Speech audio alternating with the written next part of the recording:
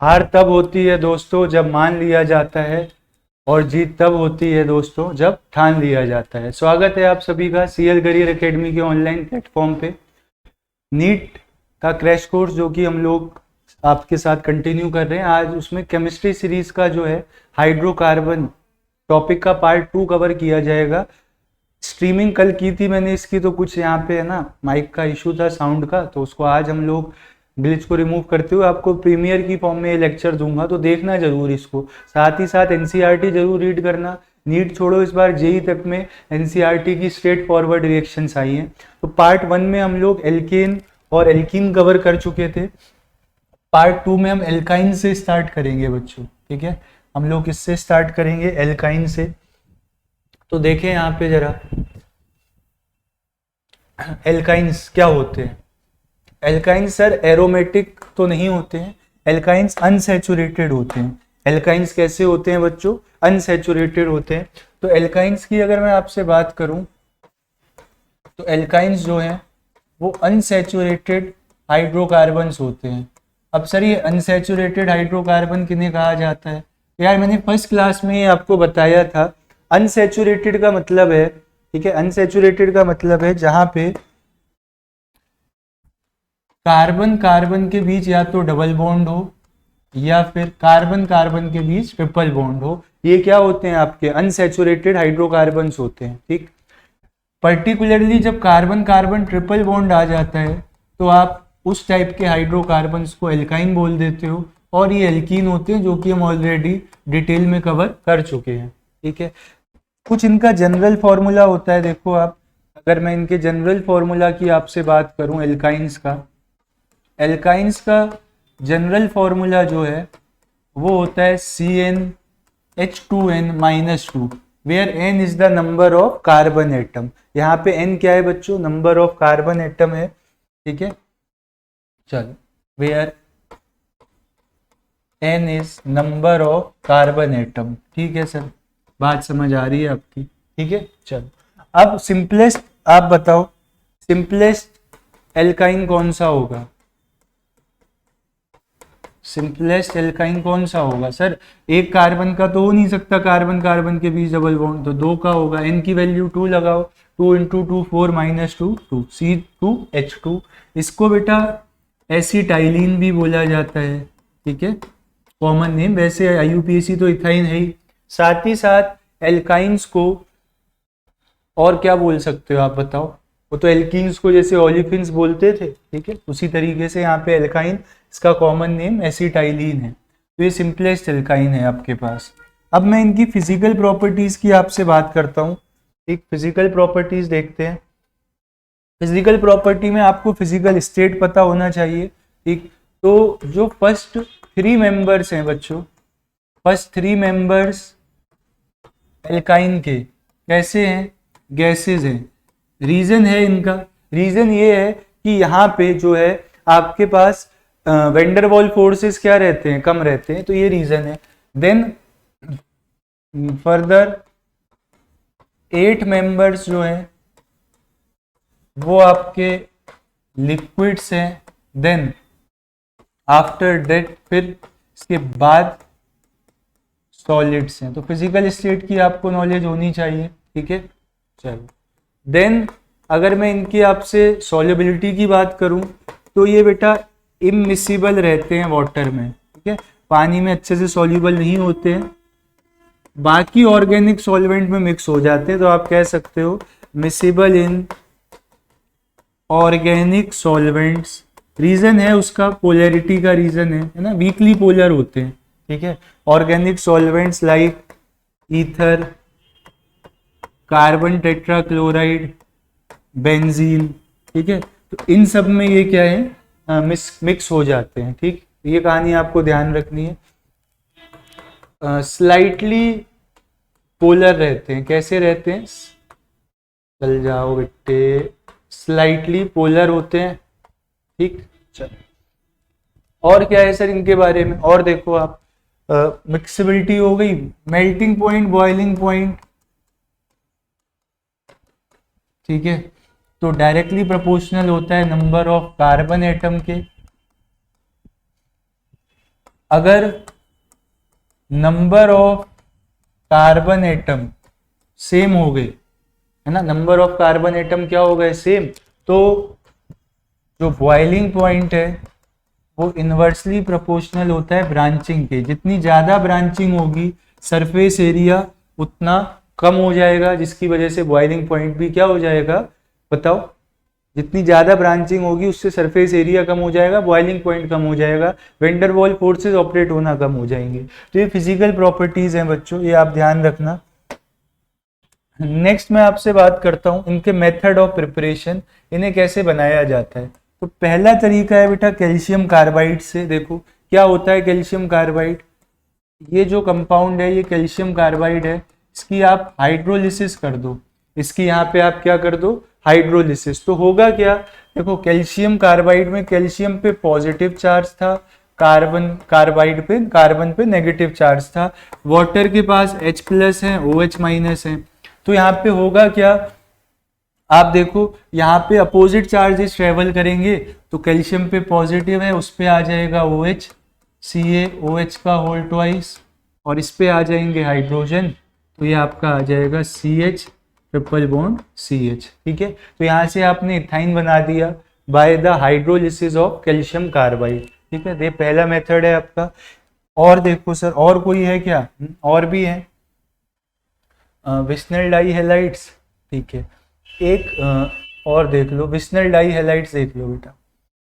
क्या होते हैं सर विस्नल डाई हेलाइड्स, देखो अगर एडजेसेंट कार्बन पे हेलोजन लगा है, ठीक है, तो ये विस्नल डाई हेलाइड है। वहीं अगर सेम कार्बन पे ही दोनों हेलोजन लगे हैं तो ये क्या हो गए आपके, ये हो गए जेमिनल डाई हेलाइड। तो यहां हम किसकी बात कर रहे हैं, विस्नल की। विस्नल डाई हेलाइड से आप क्या है, एल्काइन बनाओगे। तो ध्यान से देखना, अगर अपने पास कोई विस्नल डाई हेलाइड है तो मतलब इसको रिमूव, हेलोजन को रिमूव तो करना पड़ेगा, और रिमूव करने के लिए आप बेस लोगे बच्चों एल्कोहलिक KOH।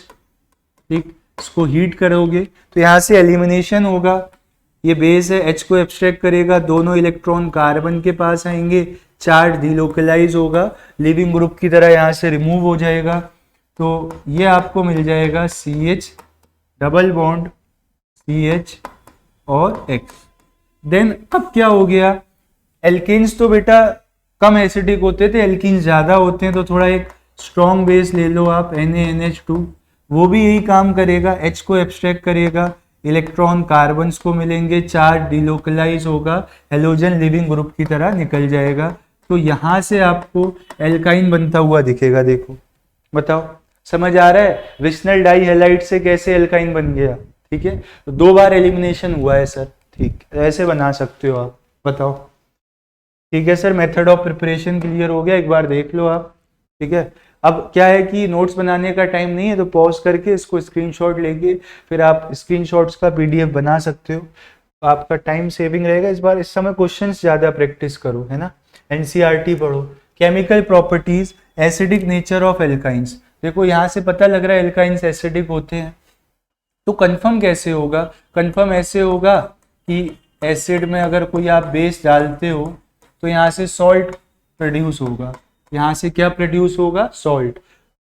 बनाओ सर बेस डालो कोई भी, देखो ये था एल्काइन, हमने इस पे सोडियम मेटल जो कि यहाँ पे बेस है वो ऐड किया, तो यहाँ से होगा क्या, सोडियम बेटा अपना इलेक्ट्रॉन लूज करेगा, ठीक है, और H को वो इलेक्ट्रॉन मिलेगा, तो यहाँ से देखो बेस है ना, तो H को एब्स्ट्रैक्ट करके ले जाएगा, यहाँ नेगेटिव चार्ज, इसको काउंटर बैलेंस करने के लिए Na+ लगे होंगे, साथ में हाइड्रोजन गैस क्या हो रहा होगा, इवॉल्व हो रहा होगा।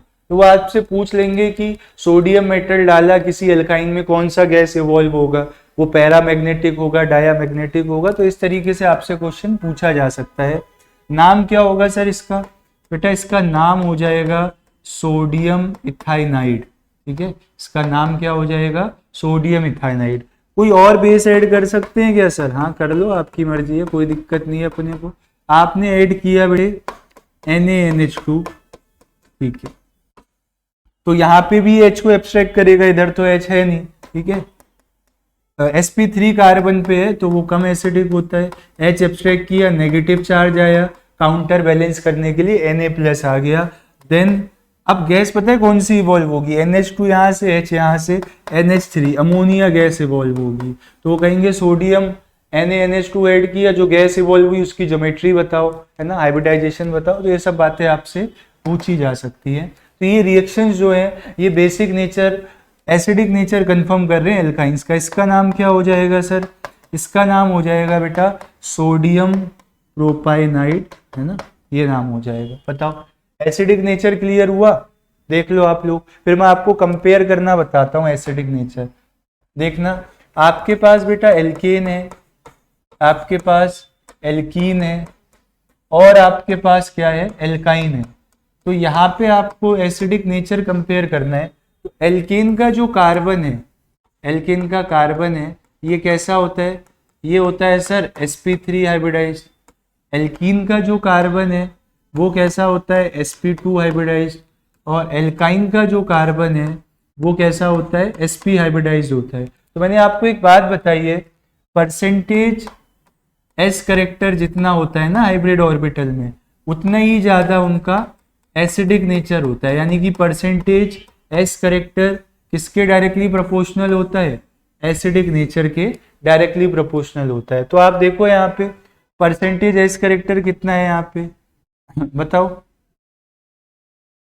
यहाँ पे परसेंटेज s करेक्टर कितना है सर, यहाँ पे है 25%, यहाँ पे है 33.3%, और यहाँ पे कितना है 50% है। तो सबसे ज्यादा परसेंटेज एस करेक्टर कहाँ है, एल्काइंस में। तो सबसे ज्यादा एसिडिक स्ट्रेंथ भी उनकी हो जाएगी। ठीक है, तो ये ऑर्डर रहता है। देन अगर कोई बेटा नॉन टर्मिनल है ना, मतलब लास्ट वाले कार्बन पे ट्रिपल बॉन्ड नहीं है, अगर कोई नॉन टर्मिनल एल्काइन है और कोई टर्मिनल एल्काइन है, तो टर्मिनल एल्काइन का एसिडिक स्ट्रेंथ ज्यादा होगा, क्योंकि उसे इलेक्ट्रॉन जो उस पे कॉन्जुगेट बेस आप बनाओगे ना, उसका H रिमूव करके, तो कार्बेनाइन को इलेक्ट्रॉन देने वाले ग्रुप होंगे ही नहीं सबसे लास्ट कार्बन पे। तो इसीलिए नॉन टर्मिनल वाले एल्काइंस कम एसिडिक होते हैं एज कंपेयर टू टर्मिनल वाले। ठीक है, इस पे क्वेश्चन भी रहेगा अपने पास, क्वेश्चन की हेल्प से आपको समझा दी जाएगी बात। चलो आगे बढ़ते हैं। एडिशन रिएक्शंस, तो आप एल्काइंस में एडिशन करवाओ, बहुत इजी है बेटा। बॉन्ड ब्रेक करना है एक बॉन्ड और उसकी जगह कुछ ऐड कर देना है। जैसे डाई हाइड्रोजन आपने ऐड किया, CH ट्रिपल बॉन्ड CH, ठीक है, आपने हाइड्रोजन गैस ऐड किया। पता ही है आपको, निकेल, प्लेटिनम या फिर पैलेडियम एज अ कैटलिस्ट लोगे। रीजन क्या है कि दोनों आपके रिएक्टेंट गैसेज हैं, तो दोनों गैसेज हैं तो उनको एब्जॉर्ब कराने के लिए कोई सरफेस तो चाहिए, है ना। तो वो सरफेस कौन प्रोवाइड करेगा, आपके ये गैसेस प्रोवाइड, मतलब ये मेटल कैटलिस्ट प्रोवाइड करेंगे। एक बॉन्ड ब्रेक होगा बच्चों, एक एक H लगा लेना।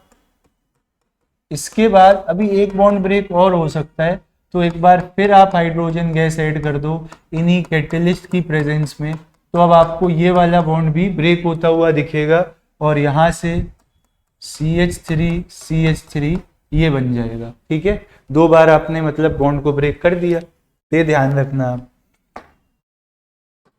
नेक्स्ट देखना आप, हेलोजेंस को ऐड करना है। ठीक है, तो कोई दिक्कत नहीं है, जैसे HH ऐड किया था वैसे ही आप हेलोजेंस ऐड कर देना, कोई दिक्कत नहीं है। देखो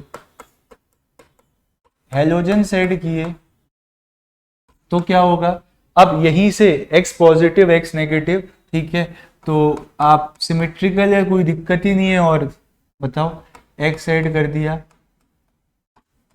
ये लो।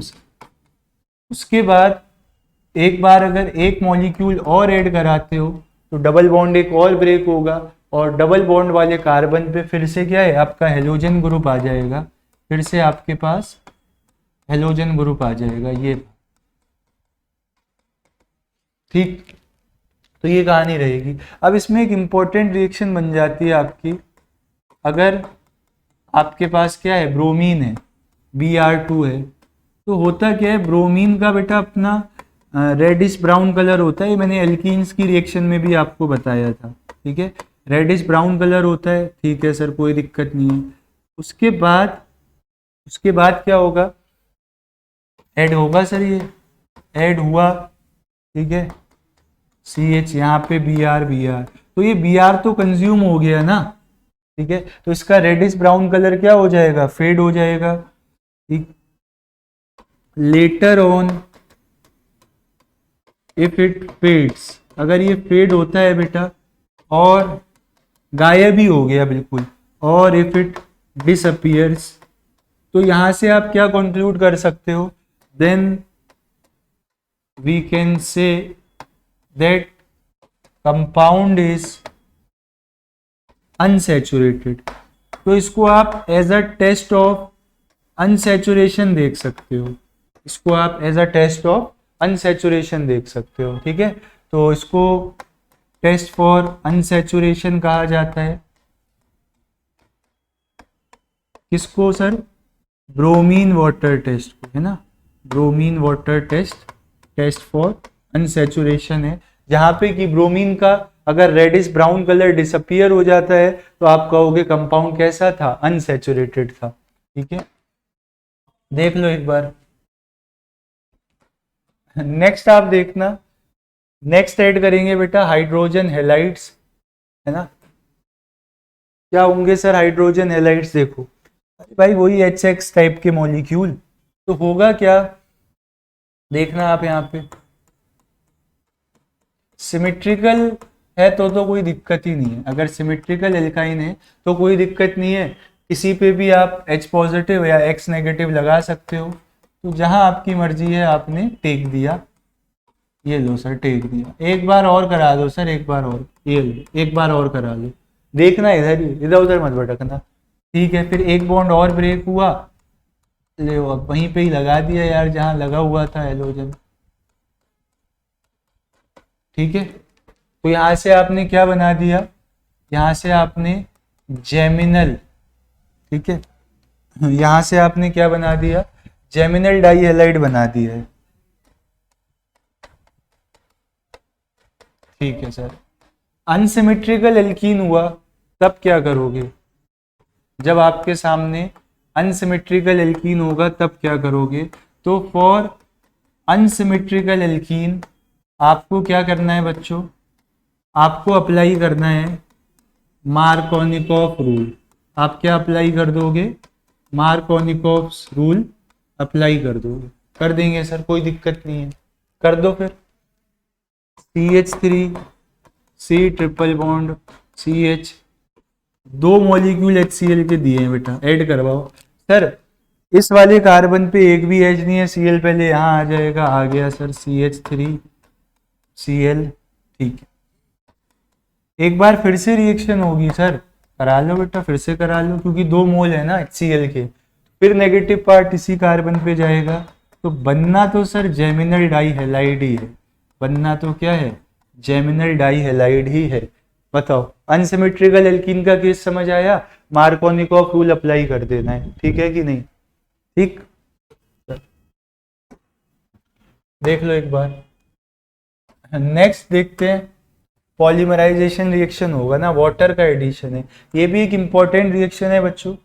एल्काइंस में अगर आपको वाटर ऐड करना है ना, तो आपको साथ में बेटा और भी चीजें लेके रखनी पड़ेंगी, Hg2+ आयंस और H+ आयंस, मतलब मर्क्यूरिक आयंस और H पॉजिटिव आयंस आपको चाहिए होंगे, ठीक। उसके बाद जो होगा, रेस्ट इज हिस्ट्री नहीं, रेस्ट इज प्रेजेंट, अभी मैं बताऊंगा आपको, देखो देखना जरा, तो मार्कोनिकॉफ एडिशन आप कराओ,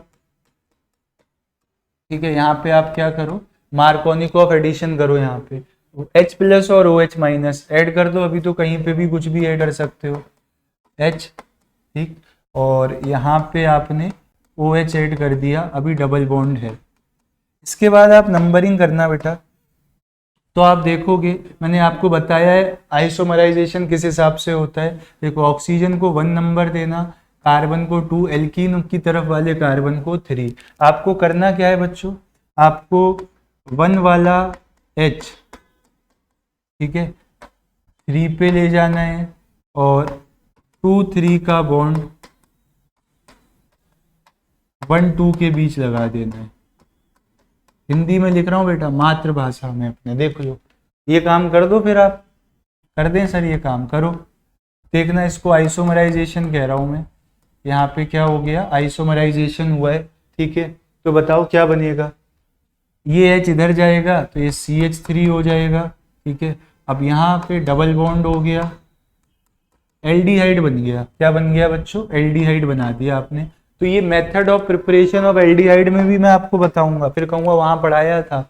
और वहां पे बेटा अगर आप 12th की NCERT देखोगे ना तो वहां पे लिख रखा है उसमें unit 13 class 11 method of preparation या chemical properties of alkyne.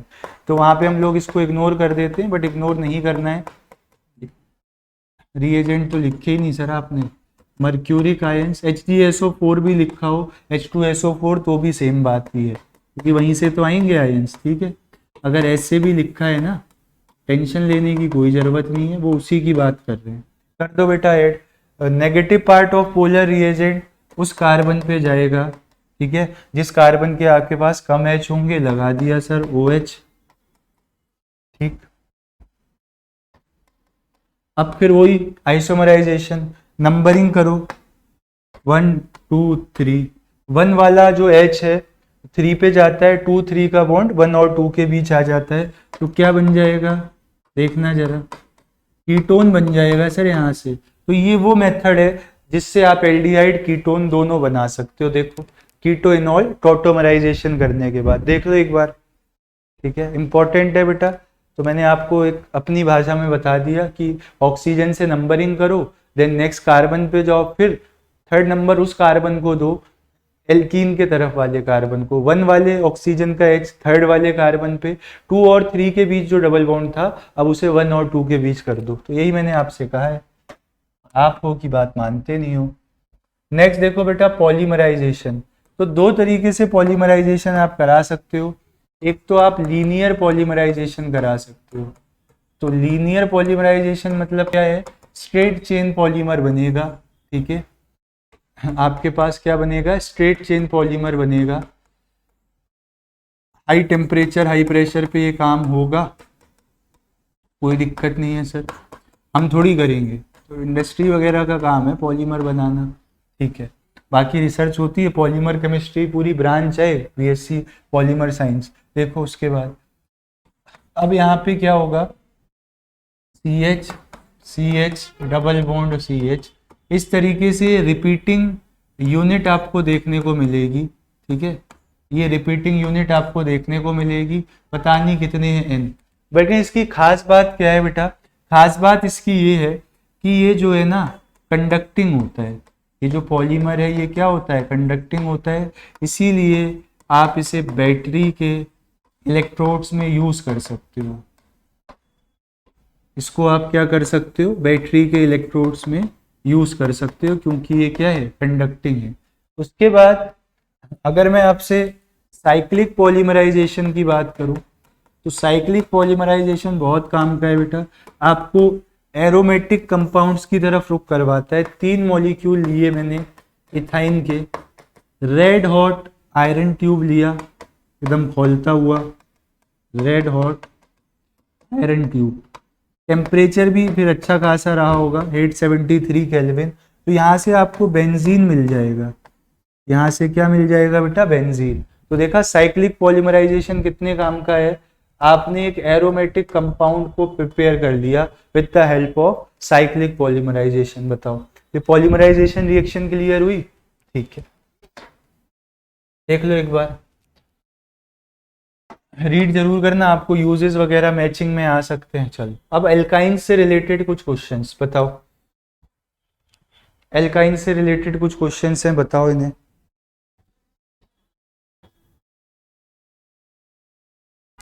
Which one is the correct order of acidity, कौन सा बेटा एसिडिक स्ट्रेंथ का करेक्ट ऑर्डर है। तो ध्यान से आप देखना, ये एल्कीन वाला कार्बन है सर, ये सॉरी एल्काइन है, ये भी एल्काइन है, ये एल्कीन है, ये एल्कीन है। ऑर्डर तो सही लगा है, क्योंकि आपने भी यही बताया था सर, आपने भी तो यही बताया था, एल्काइन सबसे ज्यादा एसिडिक, उससे कम एल्कीन और उससे कम एल्कीन। आपने ये बताया, इन्होंने भी क्वेश्चन में ये दे रखा है, ठीक। बट दो एल्काइंस में कैसे करोगे, तो देखो आप यहाँ पे टर्मिनल है ये, है ना, और दोनों तरफ से टर्मिनेट हो रहा है। दूसरी बात, अगर यहाँ पे आप H निकाल के कार्बेनाइन बनाते हो तो थोड़ा सा आपको इलेक्ट्रॉन देने के लिए CH3 बैठा है जो इसको अनस्टेबलाइज करेगा, तो करस्पॉन्डिंग एसिड फिर थोड़ा रिलेटिवली वीक हो जाएगा। तो ए सही है बेटा, बाकी गलत क्यों है?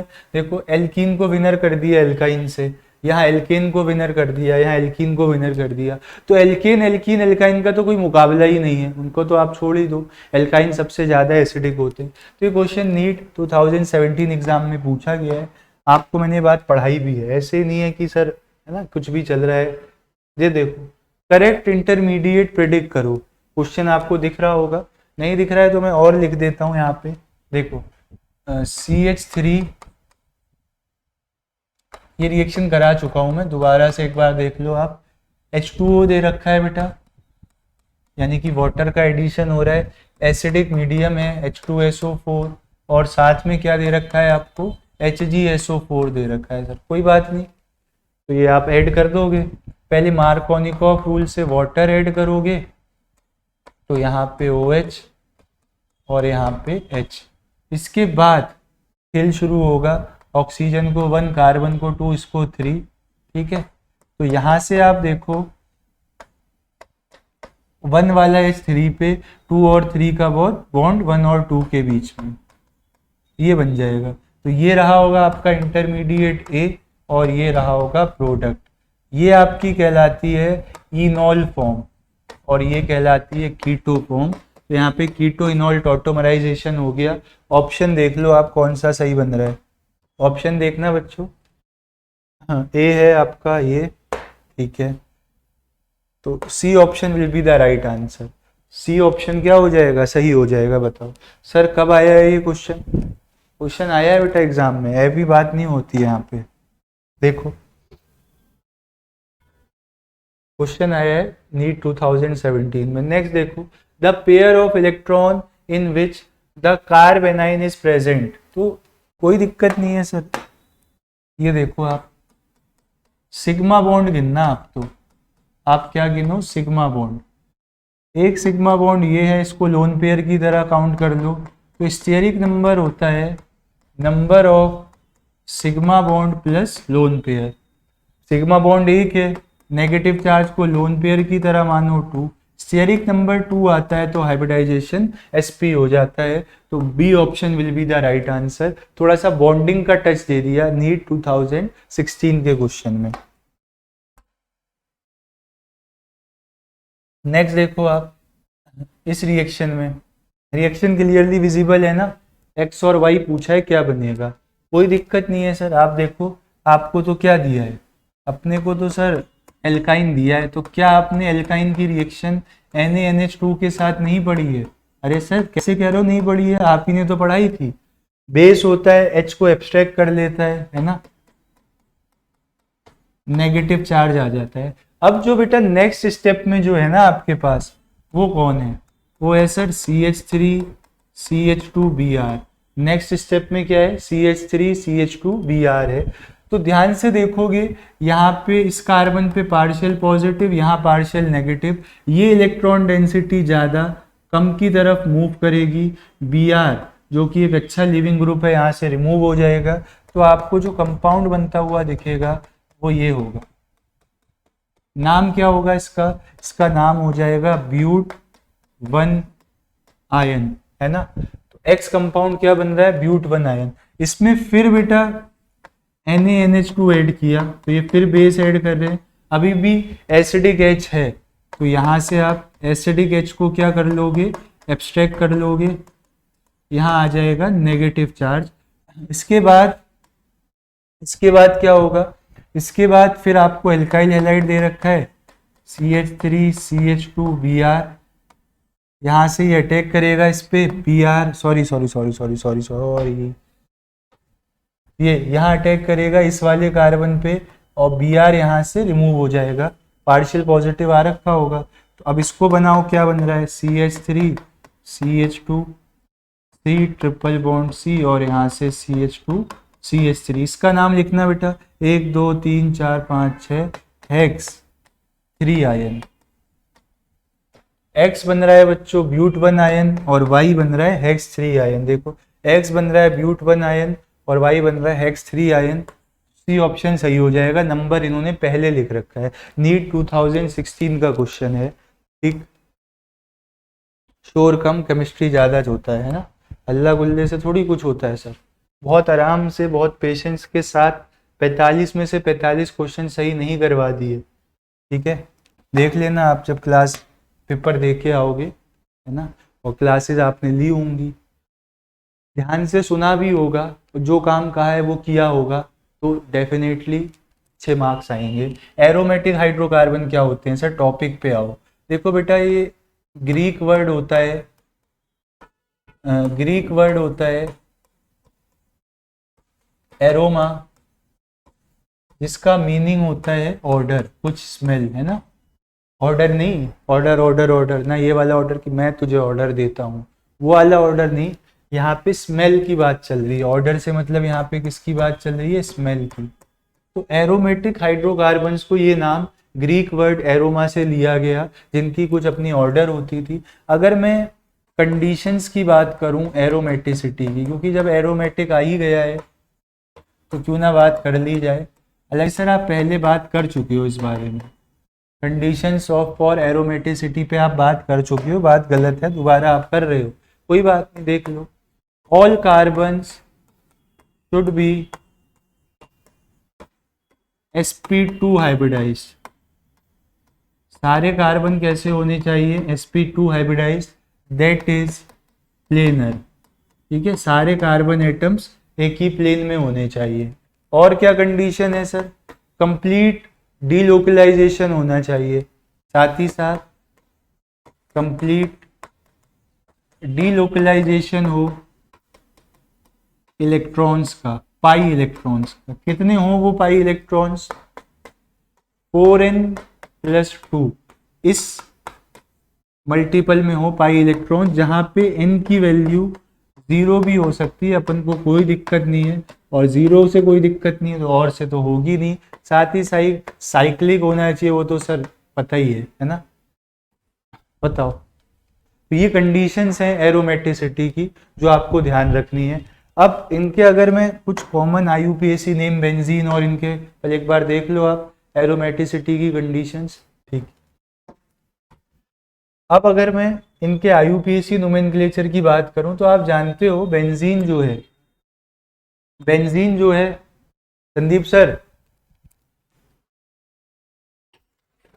संदीप सर पानी की बोतल दे देना,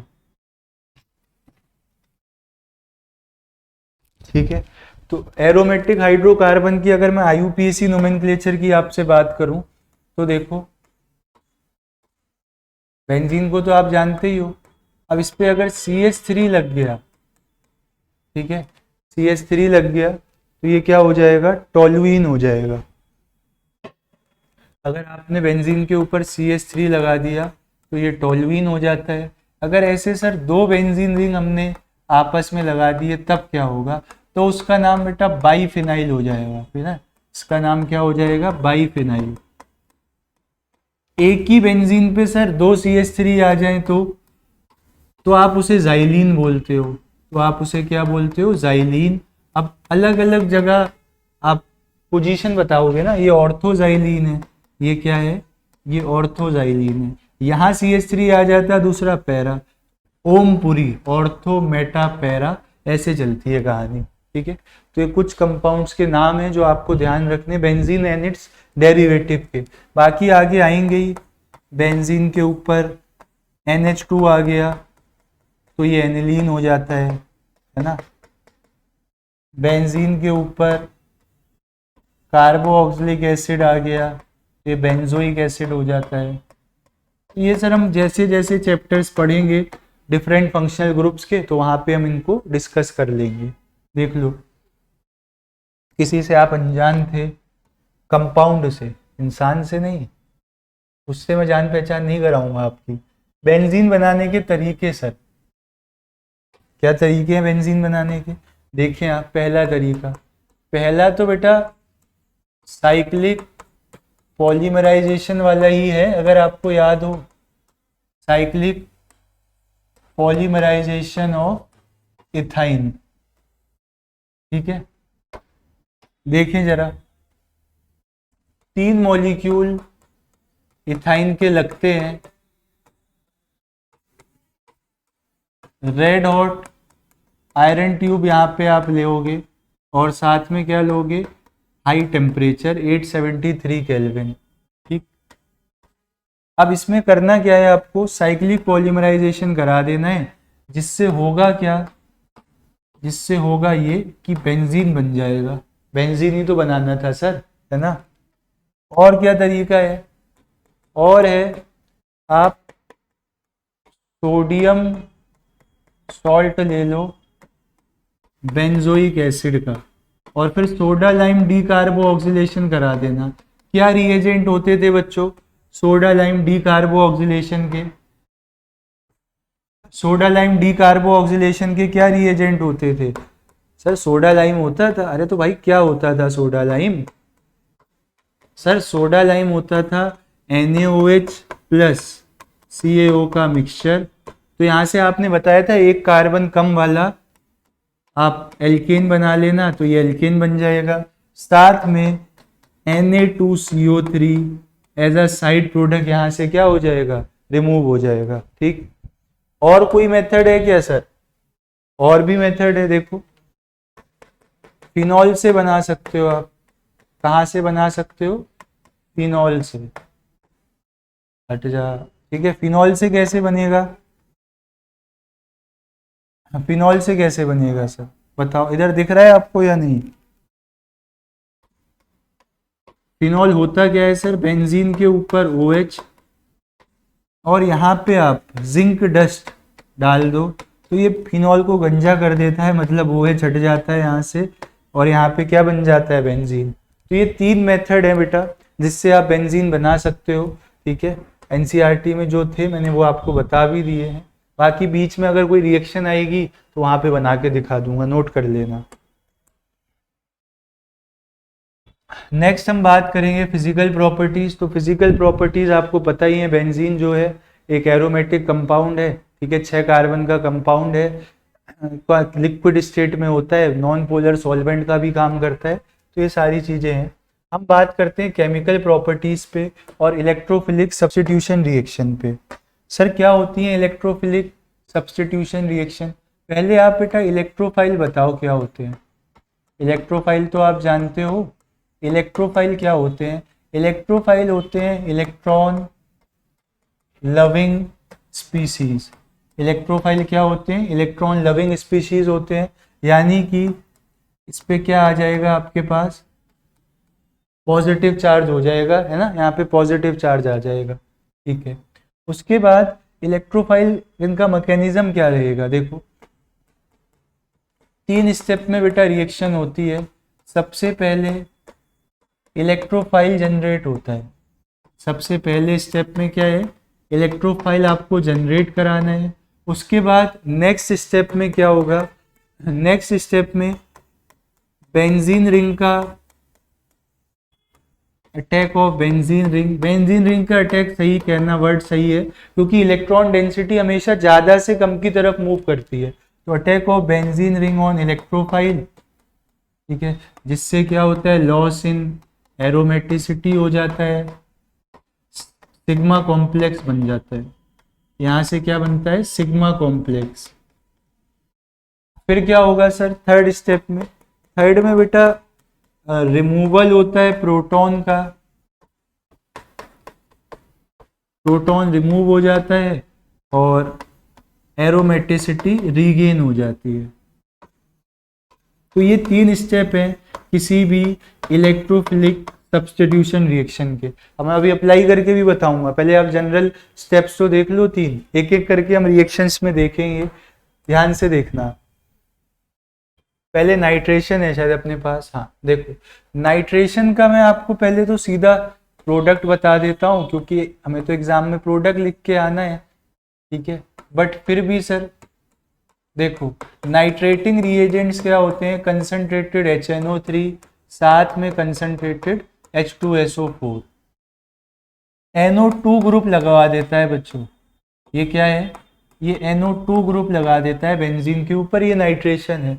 अब हुआ कैसे होगा कहानी देखो, H2SO4 एसिड है, ये H प्लस देगा।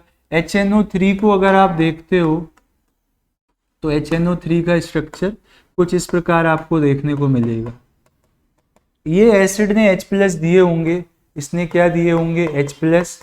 ये ऑक्सीजन इन H प्लस को एब्स्ट्रैक्ट करेगा, ठीक है, और यहाँ पे आपको क्या बनता हुआ दिखेगा।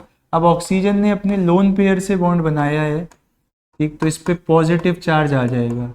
अब ये पगलाया हुआ होगा, अपने पॉजिटिव चार्ज को स्टेबलाइज कराना चाहेगा, यहाँ से इलेक्ट्रॉन ले लेगा। इलेक्ट्रॉन ले लेगा तो नाइट्रोजन के पास से इलेक्ट्रॉन चले गए, उस पर पॉजिटिव चार्ज आ गया, तो ये बन गया आपका इलेक्ट्रोफाइल। इसके बाद आप नेक्स्ट स्टेप में देखना, अब ये बेंजीन रिंग के ऊपर अटैक करेंगे बच्चों। तो सर कैसे, मान लो इस कार्बन पे हुआ तो ये दोनों इलेक्ट्रॉन्स उठ के पहले इस कार्बन के पास आए होंगे, देन यहाँ पे जो इलेक्ट्रॉन्स आए होंगे उन्होंने NO2 पॉजिटिव पे अटैक किया होगा, और आप देखोगे कि इस कार्बन पे क्या लग जाएगा, NO2, और यहाँ पे H तो पहले से था, यहाँ से इलेक्ट्रॉन चले गए तो यहाँ पॉजिटिव चार्ज। इसी को बेटा सिग्मा कॉम्प्लेक्स कहा जाता है, या इसी को आर्सेनियम आयन भी बोला जाता है। रेजोनेंस स्टेबलाइज होता है, सिग्मा कॉम्प्लेक्स क्या होता है, रेजोनेंस स्टेबलाइज। देखो रेजोनेंस होते हुए देखो आप, ठीक। अब यहां से इलेक्ट्रॉन चले गए, यहाँ पॉजिटिव चार्ज, यहाँ तो NO2 है ही, फिर यहां आ जाएंगे इलेक्ट्रॉन्स, ठीक है, यहाँ पे डबल बॉन्ड, यहाँ पॉजिटिव चार्ज। अब कहाँ से लाओगे सर इलेक्ट्रॉन्स, तो बस कुछ नहीं, अब थर्ड स्टेप होगा। अब तो देखो, अब जो HSO4 माइनस घूम रहे होंगे, यहाँ पे H प्लस घूम रहे थे, यहाँ पे क्या घूम रहे हैं, HSO4 माइनस उनके साथ, तो वो H को एब्स्ट्रैक्ट कर लेंगे और ये इलेक्ट्रॉन कार्बन के पास आ जाएंगे। कार्बन पे आ जाएगा नेगेटिव चार्ज, कार्बन पे क्या आ गया होगा बच्चों, नेगेटिव चार्ज, ठीक है, और फाइनली फिर ये नेगेटिव पॉजिटिव आपस में बॉन्ड बना लेंगे। तो आपने देखा पाई इलेक्ट्रॉन्स पूरी रिंग पे घूमाए, देखो पाई इलेक्ट्रॉन्स यहाँ थे, अब यहाँ आ गए, तो कंप्लीट डिलोकलाइजेशन हो गया। जो एरोमेटिसिटी में लॉस्ट हुआ था उसको भी हमने वापस क्या करवा दिया, रीगेन करवा दिया, एरोमेटिक कंपाउंड बना दिया। तो ये पूरा मैकेनिज्म, ये थर्ड स्टेप हुआ था बेटा, generation of electrophile, attack of benzene ring on electrophile, finally removal of proton, ठीक है, देख लो। चलो नेक्स्ट रिएक्शन की तरफ चलते हैं सर। हेलोजिनेशन, देखो हेलोजिनेशन में कैसे इलेक्ट्रोफाइल जनरेट होगा मैं वो बता रहा हूँ, बाकी सब स्टेप्स तो वही रहेंगे। तो आप एक हेलोजन मॉलिक्यूल लोगे, साथ में लोगे बेटा आप लुईस एसिड, साथ में एज अ कैटेलिस्ट क्या लेते हो, लुईस एसिड। लुईस एसिड के पास वैकेंट ऑर्बिटल होती है, इस वैकेंट ऑर्बिटल में ये इलेक्ट्रॉन्स आते हैं। अब ये इलेक्ट्रॉन्स आते हैं तो साथ में ये वाले इलेक्ट्रॉन्स भी ले आते हैं, और ये वाला हेलोजन जो है वो इलेक्ट्रो पॉजिटिव हो जाता है, पॉजिटिव चार्ज आ जाता है उस पर, ये ठीक है। तो ये है आपका इलेक्ट्रोफाइल बन गया। साथ में मान लो लुईस एसिड आपने AlCl3 लिया था, लुईस एसिड आपने कौन सा लिया था, AlCl3, और यहाँ पे Cl2 था, तो ये क्या बन जाएगा आपका AlCl4 नेगेटिव, जो वापस आपको डीप्रोटोनेशन कराने में काम आएगा। अब आपके पास बेंजीन रिंग है, आप यहाँ पे हेलोजिनेशन करवा दो, ठीक है, एनहाइड्रस AlCl3 ले लो, FeCl3 ले लो, FeBr3 ले लो, जिस पोजीशन पे आपकी मर्जी है वहाँ क्लोरीन लगा दो। ये जो बन के आएगा बेटा इसे क्या कहोगे, क्लोरोबेंजीन। पीछे जो बना था वो नाइट्रोबेंजीन था। अभी सारे कार्बन एक जैसे हैं, कहीं पे भी लगा सकते हो आप क्लोरीन, बताओ, ठीक, ठीक है सर। आगे बात करते हैं बच्चों सल्फोनेशन का। तो सल्फोनेशन के मैं रिएजेंट बता देता हूं आपको, रिएक्टेंट और प्रोडक्ट। अब आप समझ गए हो खेल क्या चल रहा है। कंसंट्रेटेड H2SO4 क्या लेते हैं हम, कंसंट्रेटेड H2SO4, और ग्रुप कौन सा लगता है, SO3H ग्रुप लगता है बच्चों। ग्रुप कौन सा लगता है, SO3H। ये जो कंपाउंड बन के आता है इसको आप कहते हो बेंजीन सल्फोनिक एसिड। इस कंपाउंड का नाम क्या है बच्चों, बेंजीन सल्फोनिक एसिड, ठीक है। SO3H ग्रुप लग जाता है। आगे चलते हैं फिडिल-क्राफ्ट रिएक्शन की तरफ। दो प्रकार की होती हैं बच्चों, एक होती है आपके पास फिडिल-क्राफ्ट एल्काइलेशन और एक होता है फिडिल-क्राफ्ट एसाइलेशन। तो पहले मैं बात कर रहा हूं एल्काइलेशन की, ठीक है। एल्काइलेशन के रिएजेंट क्या रहते हैं, एल्काइलेशन के रिएजेंट होते हैं आपके पास एल्काइल हैलाइड। अभी देखेंगे कैसा एल्काइल हैलाइड चल सकता है। साथ में आप एक लुईस एसिड लेके चलते हो और एल्काइल बेंजीन बनाने की आप चेष्टा करते हो। मैकेनिज्म की अगर मैं बात करूं, ठीक है, सपोज करो आपके पास ये रिएक्टेंट था, आपने एल्काइल हैलाइड लिया CH3Cl और आपने लुईस एसिड ले लिया AlCl3। तो यहाँ से प्रोडक्ट तो आप देख लो एल्काइल ग्रुप लग जाएगा CH3, बट एक्चुअल में ये हुआ कैसे होगा, देखो जो CH3Cl था उसमें क्लोरीन के पास थे लोन पेयर और एल्यूमिनियम के पास था वैकेंट ऑर्बिटल। एल्यूमिनियम के पास क्या था, वैकेंट ऑर्बिटल। तो यहाँ पे ये इलेक्ट्रॉन्स को एक्सेप्ट करता है, इलेक्ट्रॉन्स को एक्सेप्ट करता है, क्लोरीन जाएगा। अब कार्बन और क्लोरीन में क्लोरीन ज्यादा इलेक्ट्रोनेगेटिव है, ठीक है, तो ये इलेक्ट्रॉन्स भी लेके जाता है और कार्बन बेचारे को नल्ला छोड़ जाता है, जिसकी वजह से इस पे पॉजिटिव चार्ज आ जाता है और ये इलेक्ट्रोफाइल की तरह बिहेव करता है। ये कार्बोकैटायन है, ये क्या बना है, कार्बोकैटायन। तो जब भी कार्बोकैटायन बने आपके मन में ख्याल आना चाहिए, सर कभी कभी मेरे दिल में ख्याल आता है कि कार्बोकैटायन को बनाया ही गया है रीअरेंजमेंट के लिए। एक तो आपके मन में यही ख्याल आना चाहिए कि कार्बोकैटायन है तो रीअरेंजमेंट हो सकता है। देखो इसका एक एग्जांपल दूं मैं आपको, देखो इसका एक एग्जांपल लेना कहाँ पे गड़बड़ करता है। पहले हम रीअरेंजमेंट ऑफ कार्बोकैटायन आपको बता देते हैं कि कार्बोकैटायन का रीअरेंजमेंट कैसे हो सकता है।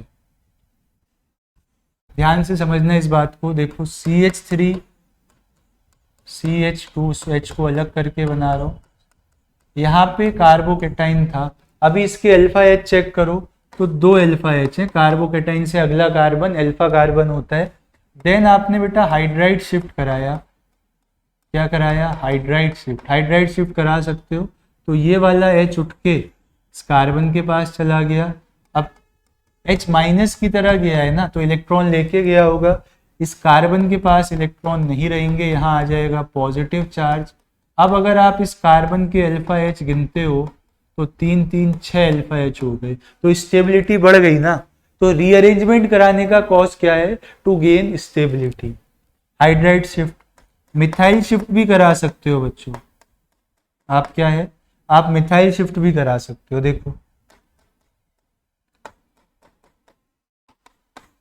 ठीक है, आपका मन है तो आप मिथाइल शिफ्ट करा दो। इसको हम कहेंगे मिथाइल शिफ्ट। कितने H थे, अल्फा H, एक ही अल्फा H था सर। मिथाइल शिफ्ट हुआ तो ये जो बीच वाला कार्बन था इस पे पॉजिटिव चार्ज आ गया। अब कितने अल्फा H हो गए, 5 अल्फा H हो गए, तो स्टेबिलिटी बढ़ गई। तो या तो आप एडजेसेंट कार्बन से अल्फा मतलब हाइड्रोजन शिफ्ट करा दो या एडजेसेंट कार्बन से मिथाइल शिफ्ट करा दो। सर दोनों हो रही हो तो प्रायोरिटी किसको दोगे, तो आप हाइड्राइड शिफ्ट को प्रायोरिटी दोगे जब आपके पास हाइड्राइड शिफ्ट और मिथाइल शिफ्ट दोनों हो रहे होंगे। जब आपके पास हाइड्राइड शिफ्ट और मिथाइल शिफ्ट दोनों हो रहे होंगे तो आप क्या करोगे, आप हाइड्राइड शिफ्ट को प्रायोरिटी दोगे बेटा, ठीक है। बताओ बात समझ आ रही है या नहीं, आप किसको प्रायोरिटी दोगे, हाइड्राइड शिफ्ट को।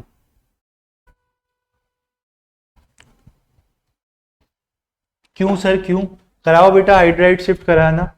तो हाइड्राइड शिफ्ट कराते यहाँ कार्बोकैटायन बनता है, CH3 रहता है, 3 3 6 3 9 अल्फा H हो जाते। तो इसलिए मैं कह रहा हूँ अगर दोनों की पॉसिबिलिटी है, अगर इफ बोथ पॉसिबिलिटी है, तब के लिए कह रहा हूं, ठीक है।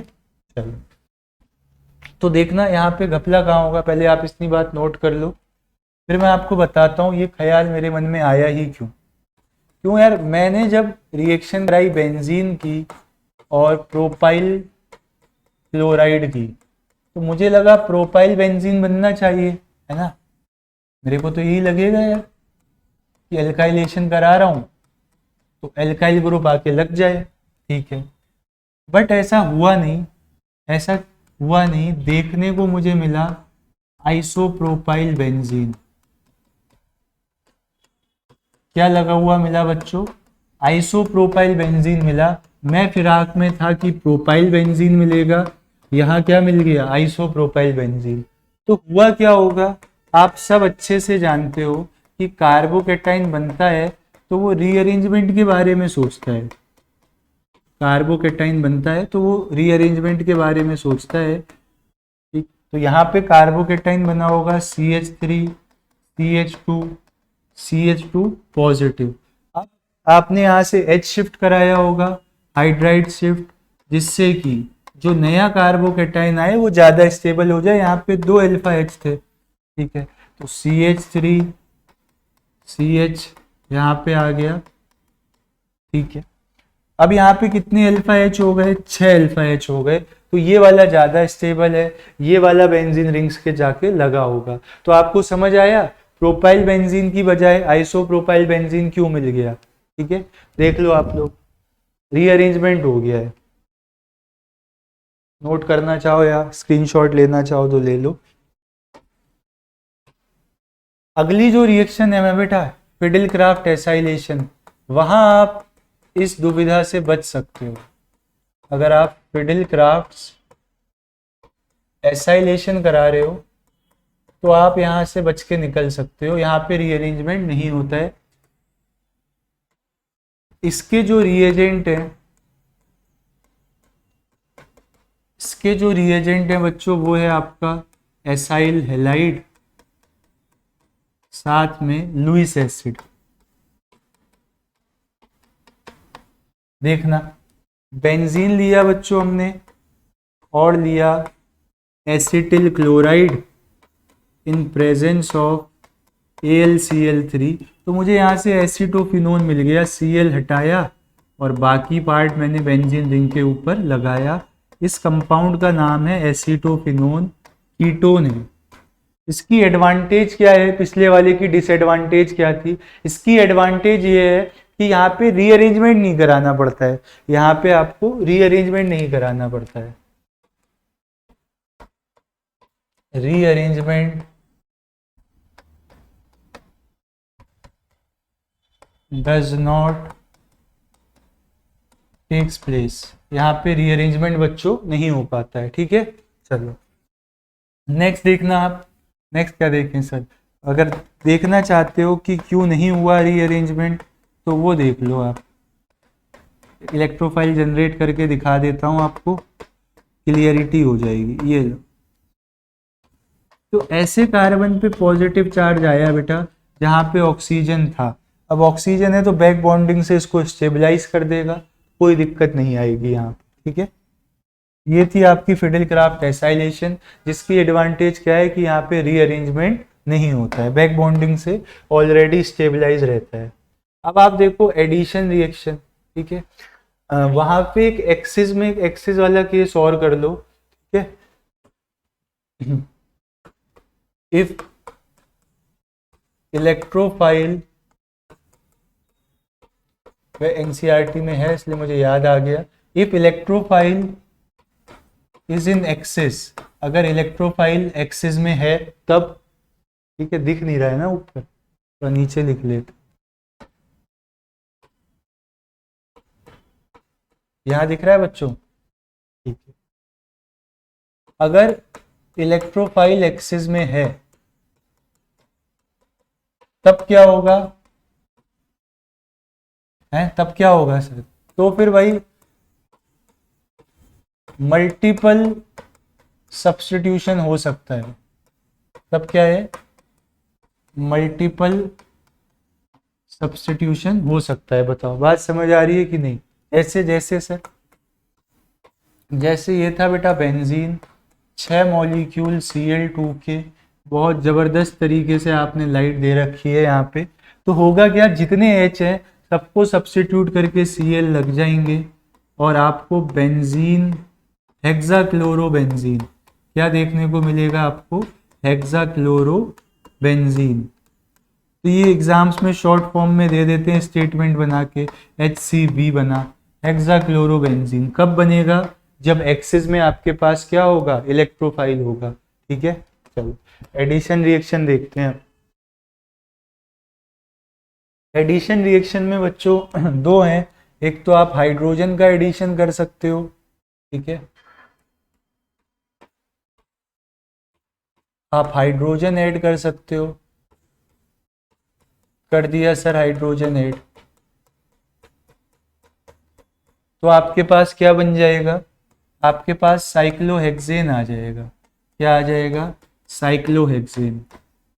साइक्लिक एल्केन है ना, तो साइक्लो प्रीफिक्स लग जाता है।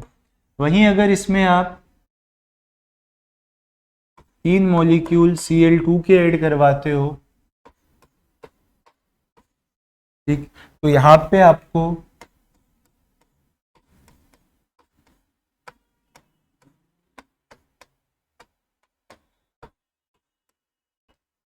वो क्या था बेटा, बेंजीन हेक्साक्लोराइड ना, BHC था, हेक्साक्लोरोबेंजीन, और ये आपका हो जाएगा साइक्लोहेक्सेन का क्या है, साइक्लोहेक्सेन का हेक्साक्लोराइड है, ये बन जाता है यहाँ। नेक्स्ट देखो आप, directive influence of functional groups. असल में बेटा दो टाइप के ग्रुप्स होते हैं अपने पास, एक तो होते हैं इलेक्ट्रॉन डोनेटिंग ग्रुप्स, एक अपने पास क्या होते हैं, इलेक्ट्रॉन डोनेटिंग ग्रुप्स। ये क्या करते हैं बच्चों, ये डायरेक्ट करते हैं इलेक्ट्रोफाइल को to ortho and para position. ये इलेक्ट्रोफाइल को कहाँ टारगेट करते हैं, ऑर्थो और पैरा पोजीशन पे। होते कौन है सर, ठीक है, इन ग्रुप्स का ना जो फर्स्ट एटम होगा उसके पास या तो आपको लोन पेयर देखने को मिलेगा या नेगेटिव चार्ज। एग्जाम्पल बता देता हूँ आपको, जैसे अमाइन का NH2 है बेटा, है ना, NH और ठीक है, एल्काइल अमाइन हो गया आपके पास, OH हो गया बच्चों फिनॉल वाला, एल्कोक्सी ग्रुप हो गया, है ना। हेलोजेंस भी ऑर्थो पैरा डायरेक्टिंग होते हैं, ऑल्दो डीएक्टिवेटिंग होते हैं क्योंकि इनका माइनस आई इफेक्ट होता है सारी की सारी, है ना। देखो, और दूसरे आ गए आपके इलेक्ट्रॉन विड्रॉइंग ग्रुप्स। यहाँ क्या आ रहे हैं आपके पास, इलेक्ट्रॉन विड्रॉइंग ग्रुप्स। यहाँ क्या रहेगा, देखो ये डायरेक्ट करते हैं इलेक्ट्रोफाइल को मेटा पोजीशन पे। कहाँ पे डायरेक्ट करते हैं, मेटा पोजीशन पे, ठीक है। तो ये वो ग्रुप हैं, अगर आप इनका फर्स्ट एटम देखोगे तो उस पर आपको पॉजिटिव चार्ज, डबल बॉन्ड या ट्रिपल बॉन्ड देखने को मिल सकता है। सर एग्जाम्पल बताओगे, एग्जाम्पल है ना बेटा, एल्डिहाइड ग्रुप है, NO2 ग्रुप है, एसिड ग्रुप है, साइनाइड है, ये सब आपके क्या है, इलेक्ट्रॉन विड्रॉइंग है और साथ ही साथ क्या है आपके मेटा डायरेक्टिंग है। तो डायरेक्टिव इन्फ्लुएंस समझ आया कि अगर बेंजीन पे पहले से कोई ग्रुप लगा है तो वो इनकमिंग इलेक्ट्रोफाइल को दूसरी जगह क्या करेगा, डायरेक्ट करेगा। तो वो कहानी यहाँ पे है, इलेक्ट्रॉन डेंसिटी बढ़ा देते हैं उस जगह पे, ठीक है। ऑर्थो और पैरा पे ये क्या करते हैं, इलेक्ट्रॉन डेंसिटी बढ़ा देते हैं। अगर मैं एग्जांपल लूँ एक आपके सामने, ठीक है, तो आप रेजोनेटिंग स्ट्रक्चर्स के दौरान देखोगे कि आप इलेक्ट्रॉन डेंसिटी ज़्यादा दिखेगी आपको ऑर्थो और पैरा पोजीशंस पे मेटा के कंपैरिजन में। देखो नेगेटिव चार्ज बेटा साफ साफ चमकते हुए आपको दिख रहा है, ऑर्थो पे, ठीक है। अब फिर आ गया पैरा पे, और फिर एक बार डीलोकलाइजेशन होगा तो फिर कहाँ आ जाएगा, ऑर्थो पे। तो कुल मिला के चार्ज घुमाई फिराई कहाँ कर रहा है, कुल मिला के चार्ज सर घुमाई फिराई कर रहा है ऑर्थो पोजीशन पे या फिर पैरा पोजीशन पे। बाद में ये और डीलोकलाइज होगा तो वापस से ये NH2 हो जाएगा, इसलिए ऑर्थो पैरा डायरेक्टिंग है। अगर आप यहाँ देखते हो तो यहाँ क्या होता है, ये जो NO2 ग्रुप है जैसे, तो ये रिंग से इलेक्ट्रॉन मांगता है। अब रिंग से इलेक्ट्रॉन मांगता है तो रिंग के पास हो जाती है डेफिशिएंसी, कहाँ कहाँ, ऑर्थो पोजीशन पे आ गया पॉजिटिव चार्ज, ठीक है। डीलोकलाइजेशन होगा, पैरा पोजीशन पे आ जाएगा पॉजिटिव चार्ज, ठीक। फिर अगेन डीलोकलाइजेशन हुआ तो फिर ऑर्थो पोजीशन पे पॉजिटिव चार्ज आ रहा है। कौन सा चार्ज आ रहा है, पॉजिटिव, यानी कि इलेक्ट्रॉन की क्या है बच्चों, इलेक्ट्रॉन की मारा मारी है, इलेक्ट्रॉन की डेफिशिएंसी है। तो इलेक्ट्रोफाइल को ज्यादा इलेक्ट्रॉन्स कहाँ दिखेंगे, ऑर्थो पैरा पे तो कम है, तो उसके कंपैरिजन में मेटा पोजीशन पे इलेक्ट्रॉन्स ज्यादा दिखेंगे, इसलिए इलेक्ट्रोफाइल कहाँ आके बैठ जाता है, मेटा पोजीशन पे। इसलिए मैंने कहा ये मेटा डायरेक्टिंग ग्रुप्स हैं, देख लो एक बार। अब आप देखो questions, among the following which is an aromatic compound. Aromatic की मैंने आपको कंडीशंस बताई थी, बताओ बेटा। ये देखो, ये रिंग में जाएगा, पाई इलेक्ट्रॉन बन जाएगा, डीलोकलाइजेशन होगा, 6 पाई इलेक्ट्रॉन्स हो जाएंगे, n की वैल्यू 2 के साथ हकल रूल फॉलो हो रहा है। यहाँ पे ये डीलोकलाइज करेगा, 2 पाई इलेक्ट्रॉन्स हैं, n की वैल्यू 0 के साथ हकल रूल फॉलो हो रहा है। यहाँ पे 6 पाई इलेक्ट्रॉन्स हैं, n की वैल्यू 2 के साथ हकल रूल फॉलो हो रहा है। यहाँ पे अगर ये वाला आप कार्बन देखो ना, तो ये वाला कार्बन बेटा sp3 हाइब्रिडाइज्ड है, मतलब प्लेनर नहीं है। प्लेनर नहीं है तो उसकी एरोमेटिसिटी क्या हो जाएगी, लॉस्ट हो जाएगी। बताओ बात समझ आ रही है कि नहीं। सारे कार्बन प्लेनर होने चाहिए, यानी कि सर sp2 हाइब्रिडाइज्ड होने चाहिए। 2022 का क्वेश्चन है, एरोमेटिसिटी से क्वेश्चन आ सकता है। Among the following reaction that proceeds through an electrophilic substitution reaction, कौन सी रिएक्शन बेटा, इलेक्ट्रोफिलिक सब्स्टिट्यूशन रिएक्शन है। सारे ऑप्शन दिख रहे हैं आपको, तो बताओ कौन सी रिएक्शन इलेक्ट्रोफिलिक सब्स्टिट्यूशन रिएक्शन है। जरा ध्यान से देखो, ये Cl2 है बेटा, ये AlCl3 है, तो ये हेलोजिनेशन वाला केस हो गया ना। ये कौन सा केस हो गया, हेलोजिनेशन वाला। और हेलोजिनेशन क्या है, एक इलेक्ट्रोफिलिक सब्स्टिट्यूशन रिएक्शन है, ठीक है। चलो आगे बढ़ते हैं नेक्स्ट क्वेश्चन की तरफ। सर ये क्वेश्चन कब आया था, अभी दिखाता हूँ बेटा। क्वेश्चन की लेंथ ज्यादा थी ना, ईयर नीचे खिसक गया। ये बेटा नीट 2019 का क्वेश्चन है। नेक्स्ट क्वेश्चन देखना, हैलाइड कंपोनेंट फिडिलक्राफ्ट रिएक्शन में कौन सा आप यूज कर सकते हो। तो हेलोजन वाला, मतलब हेलोजन अलग भी तो हो, वहां से हेलोजन का बॉन्ड ब्रेक भी तो हो। तो आप ध्यान रखना, बेंजीन से जब भी कोई हेलोजन लगा है तो ये वाला बॉन्ड ब्रेक करना आसान नहीं है ना। ये वाली बॉन्ड ब्रेकिंग आसान नहीं है। रीजन क्या है, क्योंकि पार्शियल डबल बॉन्ड एक्वायर कर लेता है, because it acquires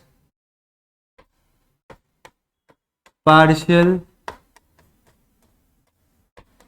double bond character. ये क्या एक्वायर कर लेगा, पार्शियल डबल बॉन्ड करेक्टर। कैसे करेगा सर, देखो ना, यहाँ से इसके लोन पेयर डीलोकलाइज होंगे तो कुछ देर के लिए तो यहाँ पे डबल बॉन्ड आ जाएगा, जिसकी वजह से यहाँ पे क्या हो जाएगा, पार्शियल डबल बॉन्ड करेक्टर आ जाएगा बेटा, ठीक है।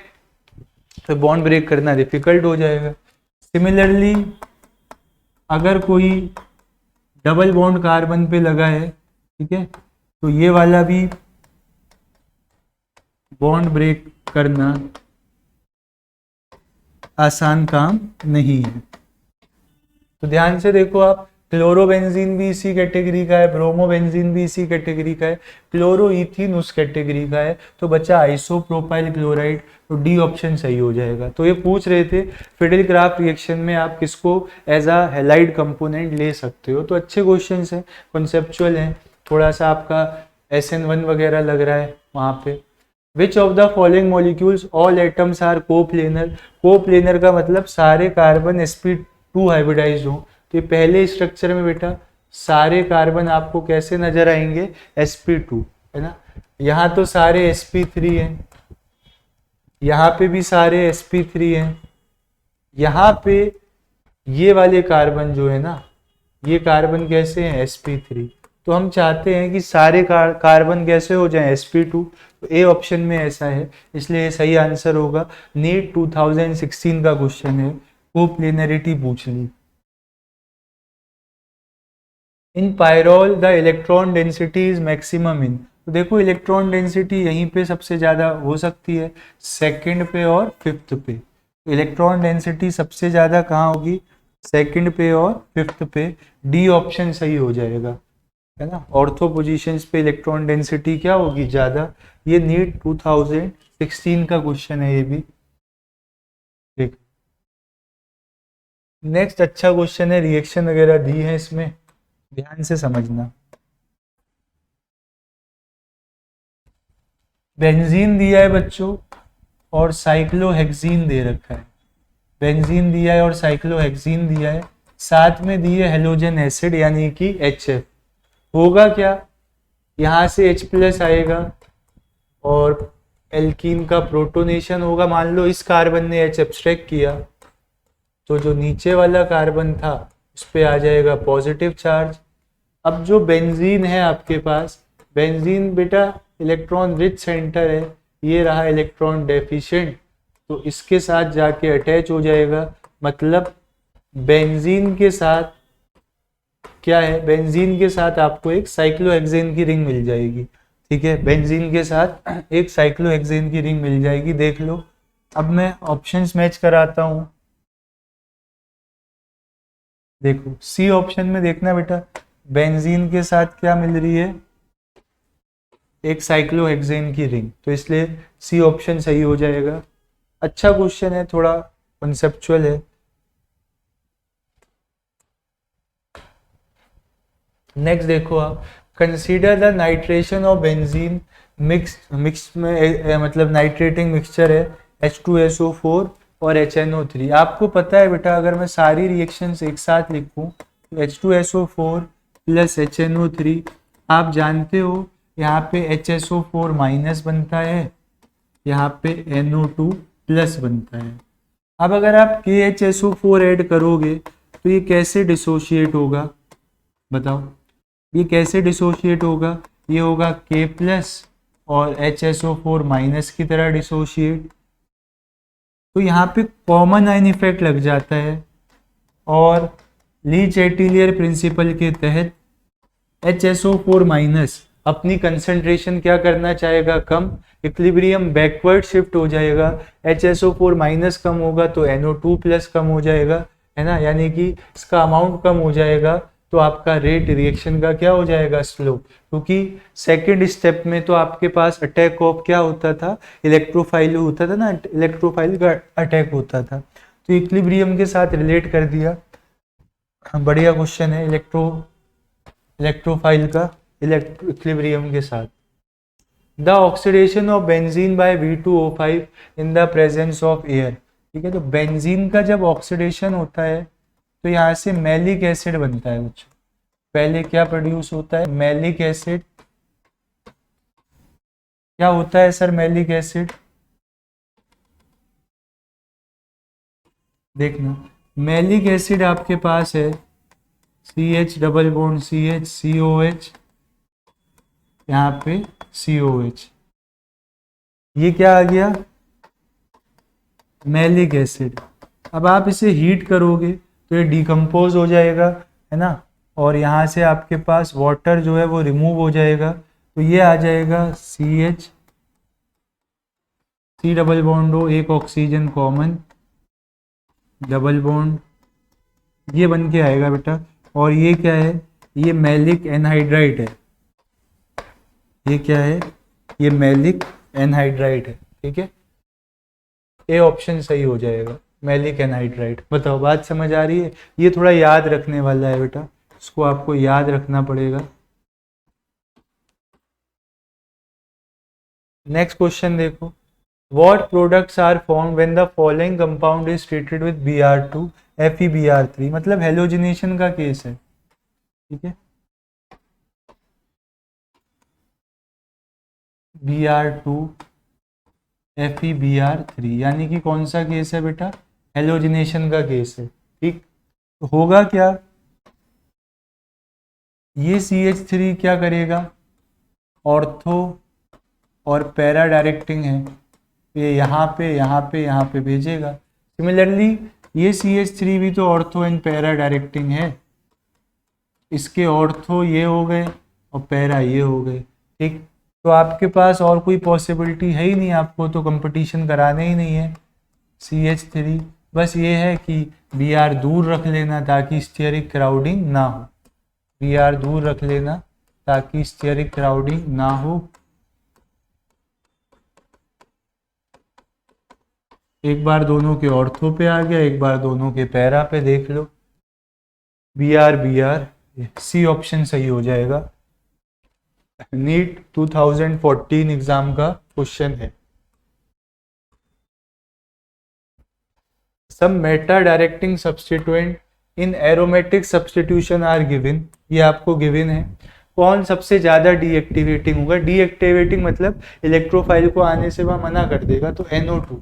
जिसकी इलेक्ट्रोनेगेटिविटी बेटा ज्यादा होगी ना, जिसकी इलेक्ट्रोनेगेटिविटी ज्यादा होगी उसका डीएक्टिवेशन करने का एक्सटेंट भी क्या होगा, ज्यादा होगा। ठीक है, तो बी ऑप्शन सही हो जाएगा। NO2 की इलेक्ट्रोनेगेटिविटी सबसे ज्यादा है, सबसे ज्यादा डीएक्टिवेशन कॉज करेगा। नेक्स्ट देखो आप, विच of the following compound will not undergo fiddle-craft reactions easily, तो फिडिल-क्राफ्ट रिएक्शन क्या है, इलेक्ट्रोफिलिक सब्स्टिट्यूशन रिएक्शन है। अब यहाँ पे नाइट्रो ग्रुप आ गया तो वो इलेक्ट्रॉन डेंसिटी विड्रॉ कर लेगा बेंजीन रिंग से, तो इलेक्ट्रोफाइल नहीं आ पाएगा। टोल्यूइन में CH3 है इलेक्ट्रॉन देने के लिए, क्यूमीन में आइसोप्रोपाइल ग्रुप है और जाइलिन में बेटा 2 CH3 ग्रुप है। तो जितना कम इलेक्ट्रॉन डेंसिटी उतना दिक्कत आएगी रिएक्शन कराने में। नॉन एरोमेटिक कौन है, मतलब एरोमेटिक कौन नहीं है, तो ध्यान से देखो आप इस कार्बन को, ये कार्बन बेटा sp3 है और सारे कार्बन sp2 चाहिए, तभी जाके वो क्या होता है, एरोमेटिक होता है। नेक्स्ट देखो आप, कार्सिनोजेनिसिटी एंड टॉक्सिसिटी, होता क्या है बेटा, जब बेंजीन रिंग 2 से ज्यादा फ्यूज हो जाती है ना, तो वहां पे टॉक्सिक बिहेवियर आ जाता है। जैसे हल्का फुल्का नेफ्थलीन भी देखते हो आप होता है, नेफ्थलीन में क्या है, नेफ्थलीन में 2 बेंजीन रिंग रहती है,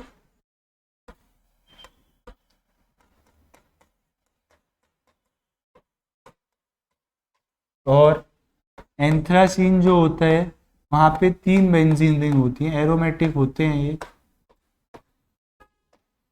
तो धीरे धीरे इनकी टॉक्सिसिटी जो है ना वो इंक्रीज होती रहती है, जैसे जैसे बहुत सारी रिंग बेंजीन रिंग आपस में फ्यूज होती हैं। तो ये NCERT में टॉपिक था इसलिए मैंने आपको बताया। तो आप इनका नाम देख सकते हो, 4 रिंग है बेंजीन की, तो 1,2 बेंजा थ्रेसीन बोल रखा है। ठीक है, यहाँ पे 9,10 डाईमिथाइल 1,2 बेंजा थ्रीसीन बोल रखा है। तो देख लेना एक बार, अगर पहचानने को आ जाए विच of the following hydrocarbon is carcinogenic ऐसे हूँ, तो जिसमें बहुत सारी रिंग हो ना बेंजीन की, उसको आप टिक कर देना। ठीक, तो ये जो था बेटा ये हाइड्रोकार्बन था जो कि अपन लोग फिनिश कर देते कल ही, है ना, बट क्या हुआ कि वहाँ पे साउंड का लैग हो गया तो इसलिए दिक्कत आई। तो सेशन में बने रहने के लिए धन्यवाद, और क्लास 11th का सीक्वेंस पूरा कराने में भी धन्यवाद, क्योंकि आप लोगों को पढ़ाना है ना, अब आप ही नहीं पढ़ोगे तो यहाँ मन नहीं करता है पढ़ाने का, इसीलिए कि आपने भी साथ दिया, तो उसके लिए धन्यवाद। नेक्स्ट क्लास में हम लोग क्या करेंगे कि क्लास 12th का स्टार्ट करेंगे सॉल्यूशंस के साथ। आज जो है हिंदू मैथोलॉजी के हिसाब से है ना, न्यू कैलेंडर का डे भी है, मतलब न्यू ईयर जो है, साथ ही साथ नवरात्र स्टार्ट हुए हैं, तो उनके लिए आपको बेस्ट विशेष।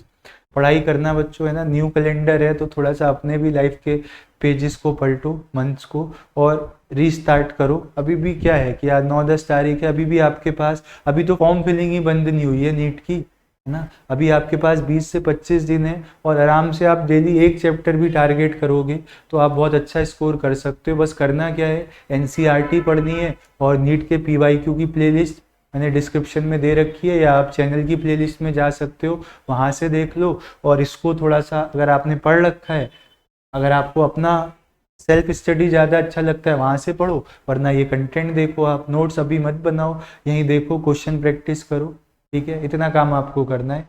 मिलेंगे बेटा नेक्स्ट क्लास में, तब तक के लिए थैंक यू वेरी मच। पढ़ाई करते रहो, ऑल द वेरी बेस्ट।